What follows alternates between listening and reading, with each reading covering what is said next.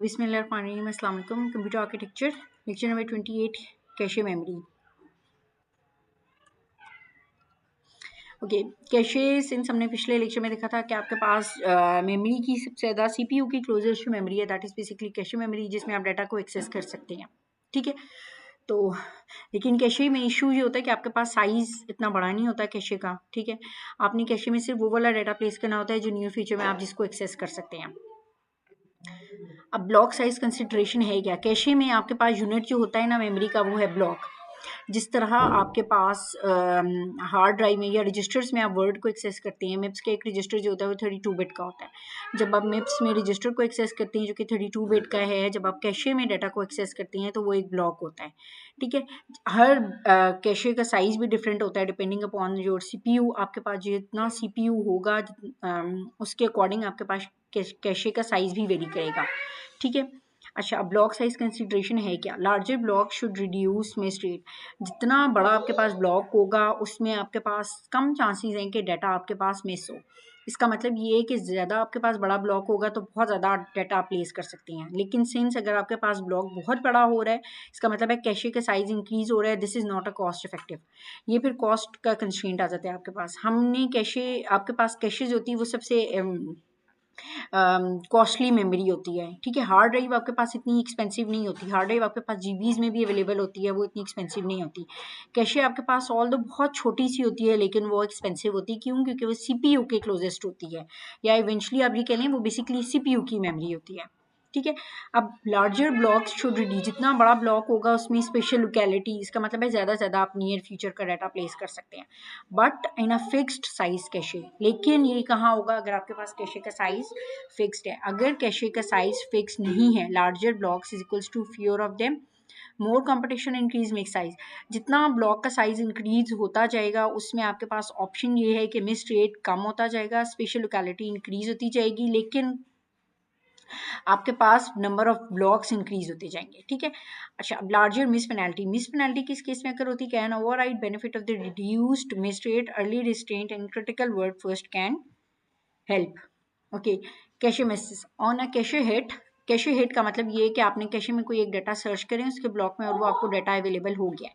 CPU proceeds normally, CPU बिल्कुल वैसे ही proceed करेगा। ठीक है,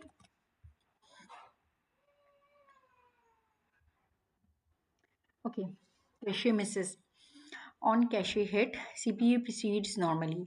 ठीक है, अगर आपके पास डाटा अवेलेबल है कैशे में तो सीपीयू बिल्कुल नॉर्मल एग्जीक्यूशन करेगा। ऑन कैशे मिस, अगर तो कैशे अवेलेबल नहीं है, ठीक है, आपके पास डाटा मिस हो गया, फिर स्टॉल द सीपीयू पाइपलाइन। ठीक है, इसका मतलब ये है कि अगर आपके पास डाटा अवेलेबल नहीं है तो फिर आप सीपीयू का एक साइकिल स्टॉल करेंगे, उसमें बबल इंसर्ट करेंगे। Fetch block from next level of hierarchy. अगर कैशे का डाटा मिस हो गया है तो इसका मतलब है उस ब्लॉक में डाटा नहीं है, तो फिर आप उससे नेक्स्ट लेवल जो हियरार्की है मेमोरी का, उसमें जाकर डाटा को एक्सेस करेंगे नेक्स्ट ब्लॉक में से। ठीक है, इंस्ट्रक्शन कैशे मिस।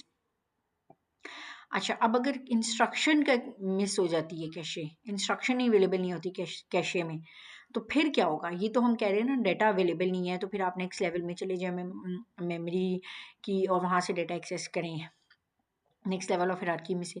अगर तो कैशे की इंस्ट्रक्शन ही मिस हो जाती है तो फिर क्या करेंगे? फिर आप करेंगे रीस्टार्ट इंस्ट्रक्शन फेच। फिर आप ना इंस्ट्रक्शन फेच होने का सारा प्रोसीजर है ना वो रीस्टार्ट करेंगे ताकि आप इंस्ट्रक्शन दोबारा से फेच कर सकें। ठीक है, अच्छा, और अगर डाटा कैशे मिस हो जाता है, डाटा अवेलेबल नहीं होता, फिर आप क्या करते हैं? कंप्लीट डाटा एक्सेस करते हैं। फिर आप कंप्लीट डाटा एक्सेस करते हैं in all level of memory hierarchy. ठीक है, किसी ना किसी लेवल में मेमोरी हियरार्की की आपको डाटा अवेलेबल हो जाता है। अगर कैशे में अवेलेबल नहीं है तो फिर आप डाटा एक्सेस करते हैं बाकी लेवल की मेमोरी हियरार्की में से। ठीक है, और अगर इंस्ट्रक्शन मिस हो जाती है तो फिर आप क्या करते हैं? इंस्ट्रक्शन को रीफेच करते हैं। ओके, राइट थ्रू क्या है? अब राइट की पॉलिसी है कैशे में कि आप डाटा किस तरह से राइट करते हैं। On right, on data right hit could just update the block in a cache. अच्छा, अगर मैंने डेटा को राइट करना है कैशे में और मुझे वो लोकेशन पता चल जाती है तो मैं एग्जैक्टली उसी हम ब्लॉक पर जाएंगे और कैशे का डाटा अपडेट कर देंगे. अब ये राइट की पॉलिसी है कैशे में, राइट थ्रू पॉलिसी, कि अगर आपको डाटा अवेलेबल होता है तो आप डायरेक्टली इसी ब्लॉक में जाएं कैशे की और अपडेट कर दें. But then cache in memory would be inconsistent. लेकिन इसका एक ड्रॉबैक होगा.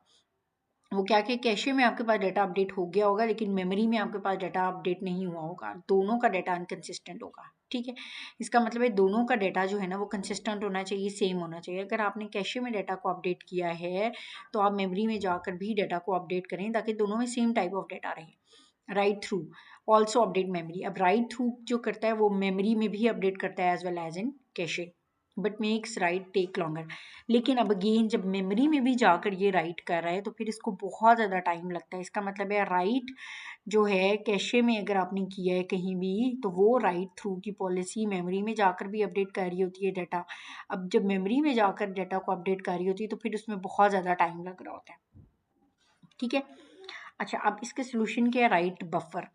इस सारी टाइम को कॉम्प्लेक्सिटी, जो टाइम कॉम्प्लेक्सिटी है उसको रिजॉल्व करने का जो सोल्यूशन है that is basically write buffer. Write buffer क्या कर रहा होता है? Holds data waiting to be return to memory. ठीक है, आप उस वक्त तक होल्ड करें जब तक आपके पास डाटा मेमोरी में राइट नहीं हो जाता. CPU continues immediately. सीपीयू अपना काम करता रहेगा और आपके पास बफर में डाटा राइट हो जाएगा. जैसे ही आपके पास डाटा मेमोरी में राइट होता है इसका मतलब है कैशे में भी डाटा अपडेट हो गया. Only stall on right if right buffer is already full. अच्छा, अब राइट बफर ना आप ये कह लें कि खाली टेम्प्रेरी आपके पास ब्लॉक है जिसके अंदर राइट का डाटा आप रखते जाती हैं और वो राइट का डाटा फिर आहिस्ता आहिस्ता मेमोरी में राइट होता जाता है. अगर तो अब आप में इसमें प्रॉब्लम कहाँ पर आएगा? अगर तो ये बफर भी ऑलरेडी फुल हो चुका है तो फिर आप वेट करेंगे सीपीयू के एक साइकिल में, आप बबल इंसर्ट करेंगे.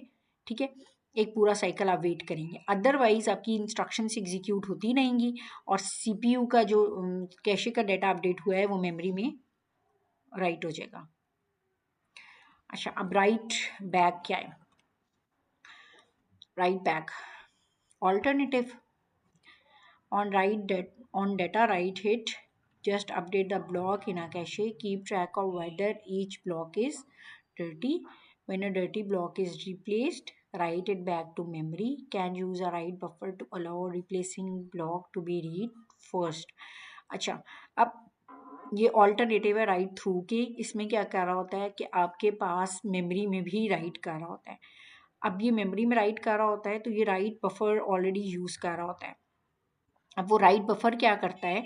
अगर बफर फुल हो जाता है तो जो ब्लॉक सबसे पहले रीड हुआ होता है ना उसको रिप्लेस कर देता है ये. इसका मतलब है ये जगह बनाने के लिए ये स्टॉल इंसर्ट नहीं करता बल्कि ये जगह बनाने के लिए क्या करता है कि जो पहला वाला ब्लॉक रीड हुआ होता है उसको रिप्लेस कर देता है. ठीक है, this is basically write buffer. Right back. Okay, right allocation. What should happen on right miss. अच्छा, अगर आप राइट का डाटा कहीं लिखना चाह रहे हैं और वो डाटा अवेलेबल नहीं है, वो ब्लॉक अवेलेबल नहीं है तो फिर आप क्या करें? राइट मिस हो गया है. ठीक है. अच्छा, आप alternative for right through. Right through का ऑल्टरनेटिव क्या है? ऑपोजिट क्या है? एलोकेट और मिस फेच द ब्लॉक. अच्छा, अब डाटा नहीं मिला तो इसका मतलब है जो डाटा आपने राइट करना था पहले आप उस डाटा को फेच करें. फेच कहाँ से करें? Next level of memory hierarchy से. ठीक है. Right around. Do not fetch the block since programs often write a whole block before reading it. For example, initialization. अच्छा, अब राइट बैक में ना यूजुअली वो ब्लॉक को बार बार फेच करता रहता है. मेजरिंग कैशे की परफॉर्मेंस. कैशे की परफॉर्मेंस हम किस तरह से एवेलुएट करते हैं, किस तरह से कंप्यूट करते हैं कि हमारे कैशे जो है वो एग्जैक्टली ठीक काम कर रहा है और इसकी एफिशिएंसी बेहतर है. Components of CPU time. अच्छा, अब सीपीयू के टाइम में कौन कौन से कंपोनेंट्स है? Program execution cycle includes cache hit rate. अब हम अगर प्रोग्राम का एक एग्जीक्यूशन साइकिल देखें तो उसमें हम ये चीज़ देख रहे होते हैं कि कैशे को कितनी दफ़ा डाटा मिला है, करेक्ट डाटा मिला है. ठीक है. मेमोरी स्टॉल साइकिल क्या है? Mainly from cache Mrs. जितना कैशे ने डाटा मिस किया है वो उसको कैटर फॉर कर रहा होता है.